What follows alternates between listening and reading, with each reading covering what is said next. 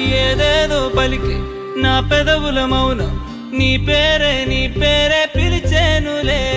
నీ పిచ్చితోనే అల్లాడే ప్రాణం నిన్నేలే తలచే